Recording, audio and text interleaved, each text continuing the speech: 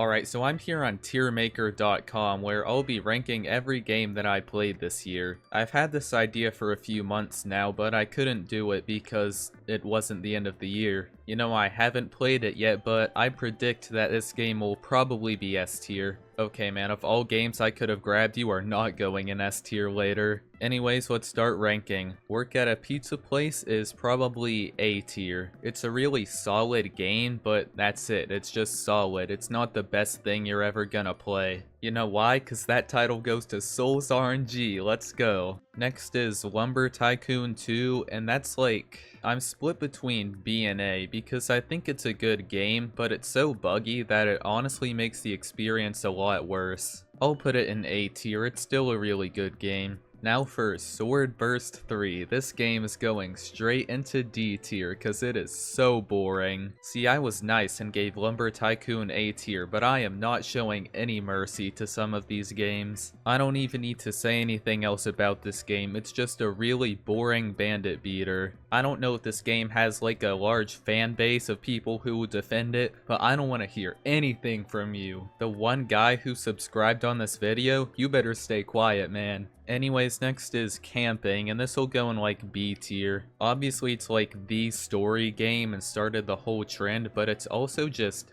average. I feel like even for the time it was made, it's just not that impressive of a game. Like, we had already gone through the full lifespan of Pokemon Brick Bronze, and then we had Camping over here. Next is Stock Up. This is just a random game that copies Night of the Living Consumers, so I'm gonna put it in D tier. Still better than Swordburst 3 though. Oh, now we have a special one. This is a whole event. And you know, The Hunt can go in C tier. There was too many games, the selection of games was terrible, and it only really gets points because it was exciting when it came out. Now we have Speedrun 4, and we just won't talk about all the stuff that happened to it earlier this year. I think I'll put it in B tier. It is just a Roblox game. You really can't get much more basic than this. Now Isle will go in A tier. My biggest gripe with this game is that it's really hard to get a full lobby of players, so that kinda drags the game down. Other than that, it's just a good horror game, and I'll probably play it again in the future. Now we have Regretevator, and what if I just put this at the bottom and made everyone angry? No, I'll put it in A tier. It's good, but it also gets really repetitive. It would be nice if half the content wasn't locked behind a paywall. Next is Anomaly Watch. That's another irrelevant game like Stock Up, and I'll put it in C tier. Actually, I'll put it in D tier because I feel like it probably did copy some other game. I don't care enough to check. It just seems like something I'd see Markiplier play. Now, Jailbreak can go in A tier. I've spent way too much time on this game, and really it just gets worse with every update. Like, what was the point of adding a second city if you weren't gonna do anything with it? I guess that's why they did their little OG season thing back when I made the video. Now, Jujutsu Shenanigans can go in like B tier. I'd say it's probably the best Battlegrounds game, but at the end of the day, it's still a Battlegrounds game. I've had some people recommend me the strongest Battlegrounds before, and like,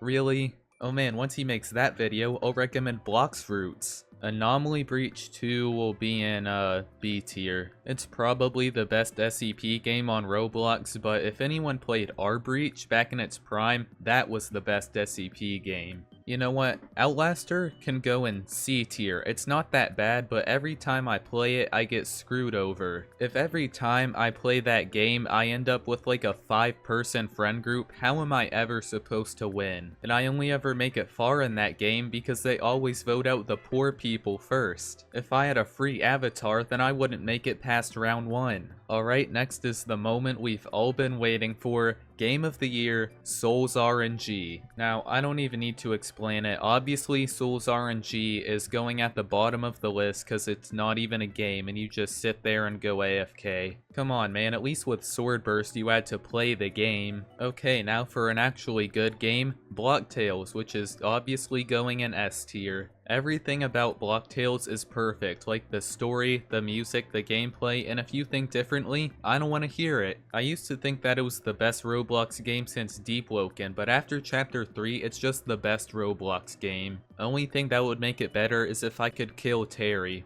Alright, now Abyss World will go in A tier. I haven't played this game since I made a video on it, but the more I think about it, the more I realize that it's really good. Like, I can say with confidence that it has the best style and art direction out of any game on Roblox. When I was searching for this image earlier to put on the tier list, I saw my video come up. That means the game is not popular enough. I guess it's just too hard. Roblox players need something more like Souls RNG. Now we have Deepwoken, which is obviously going in S tier. Like I said, I used to have it above Blocktails, but after Chapter 3, I think Blocktails surpassed it. That doesn't make Deepwoken any worse though, when it's still like top 3 games of all time. It's like the same thing as Blocktails. Everything is good. The gameplay, the music, the story. Okay, well maybe the story is like A tier. We all have our flaws, okay? Except for Blocktails. Alright, next for S tier, we have not Mystery Flush Pit National Park. This game can go in like B tier. It does what it's supposed to do fine. It's not the greatest game you'll ever play, but if you're into Mystery Flush Pit National Park, it's pretty cool, I guess. Oh, speaking of mid games, we've got Murder Mystery 2. Look, it's a classic, but it's also boring, like 90% of the time. It's pretty much entirely carried by its player base, which mostly comprises of 8-year-olds, so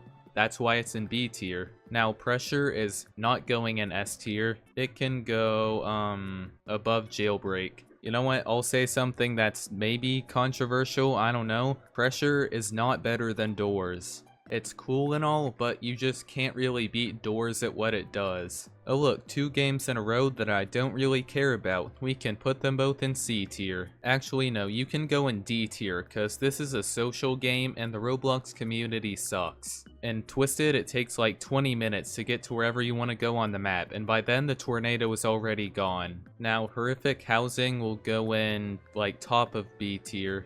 It won't let me put it there, hold on.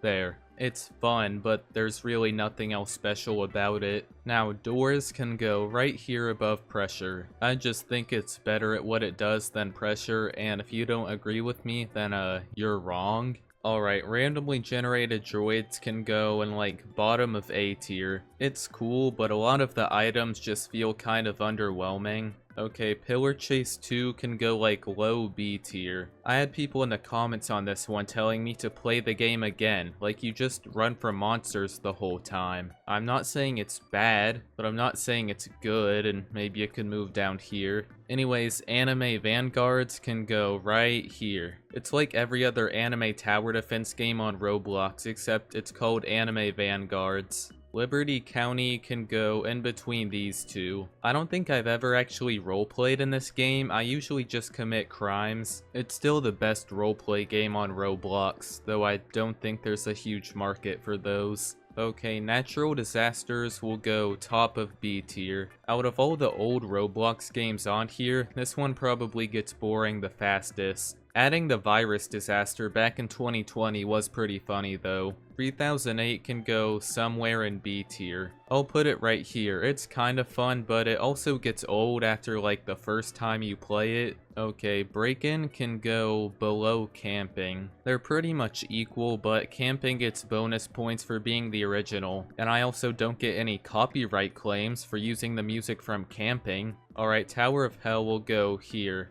It's one of the better obby games, but if I really wanted to do Roblox parkour, then I would just play JTO. And no, I'm not making a video on that, it would take way too long. Okay, Prison Life would be up here if it worked, but since it's full of hackers, it can go like here. The hacking problem in Prison Life is probably the worst on the whole platform, and it might as well have been deleted off Roblox when Jailbreak came out, but it's still fun sometimes. Doomspire will go bottom of B tier. It somehow manages to feel more simple than Speedrun 4, where you walk forward for 30 minutes. And there's also a remake that's better, but also not that good either. I don't really see any reason to play Doomspire past like 2016. You know what is kind of good? build a boat for treasure, which will go bottom of A tier. You can build a lot of cool stuff, but you also might as well just not play if you don't get the white team. Okay, well that sounds kind of bad, but I mean because with the white team you can just go straight into the water. With the other ones you'll always end up sideways and it just ruins your boat. Hide and seek extreme will go above Doomspire. The thing with hide and seek games is that staring at a wall was only fun for so long before you wish you could move around.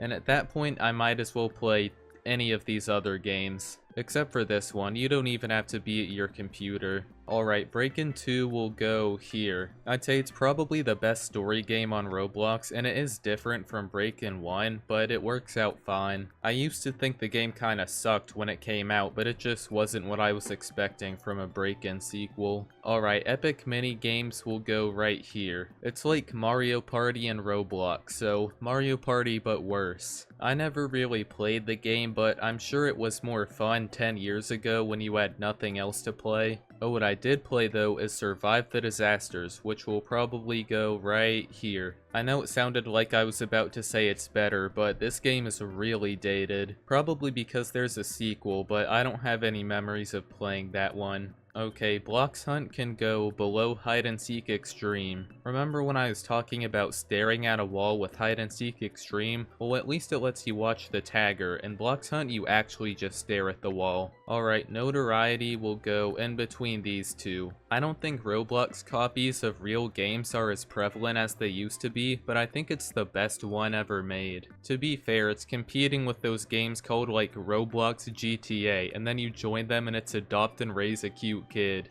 Alright, Snow Day will go right here. It's a fun game, but this is a really generous ranking with the amount of content it has. Speaking of content, I'm now realizing work at a pizza place really slipped through the rankings, but I'm too lazy to change it. And now for the final game, Deadzone, which will go somewhere in B tier. I'll put it at the bottom, cause you're really just better off playing Apocalypse Rising 2. Or just play Unturned, cause that's literally the same game by the same guy, but on Steam. Okay, that's my Roblox tier list, I guess. I think I'd give my tier list a solid 8 out of 10, which is pretty bad considering I'm the one who made it. Whatever, this is the objective Roblox tier list, and if you don't agree with me, then you're wrong. Well, you should say something in the comments if you don't agree, cause I could use the engagement, but you're still wrong.